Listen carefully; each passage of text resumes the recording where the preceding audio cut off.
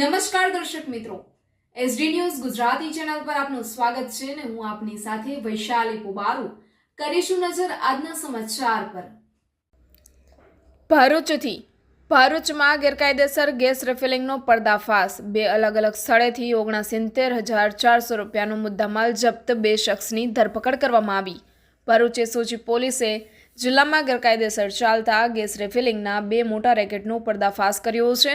પોલીસે 2 અલગ સ્થળેથી કુલ 69,400 રૂપિયાનો મુદ્દામાલ જપ્ત કર્યો છે। પ્રથમ કેસમાં દહેજ મરીન પોલીસ સ્ટેશન વિસ્તારના જાગેશ્વર ગામમાં આવેલી શ્રી દેવ સિલ સેન્ટરમાંથી લહેરુ ગોરદ ગુજ્જર અને તેના સાગરીત શાંતિલાલ ઉર્ફે ગોવર્ધન ભુરાલાલ ગુજ્જરની ધરપકડ કરવામાં આવી।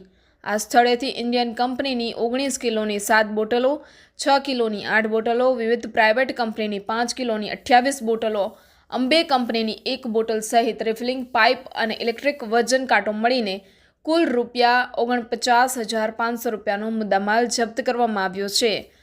બીજા કેસમાં જોલવા ગામે મિલેનિયમ માર્કેટ પાસે આવેલી આરાધ્ય ગેસ સર્વિસીસમાંથી શશી જદુ કેવેટની ધરપકડ કરવામાં આવી છે। અહીંથી ઇન્ડિયન, ભારત અને રિલાયન્સ કંપનીની વિવિધ ક્ષમતાની ગેસ બોટલો, રિફિલિંગ પાઇપ અને ઇલેક્ટ્રોનિક વજન કાંટો મળીને કુલ ₹19,900નો મુદ્દામાલ જપ્ત કરવામાં આવ્યો છે। બંને કેસમાં આરોપીઓ સામે કાયદેસરની કાર્યવાહી હાથ ધરવામાં આવી છે। આ કાર્યવાહી એસઓજી ટીમે એટીએસ ચાર્ટર મુજબ કરી હતી। Reporter Jayesh Prajapati, SD news Gujarati, Bharuch.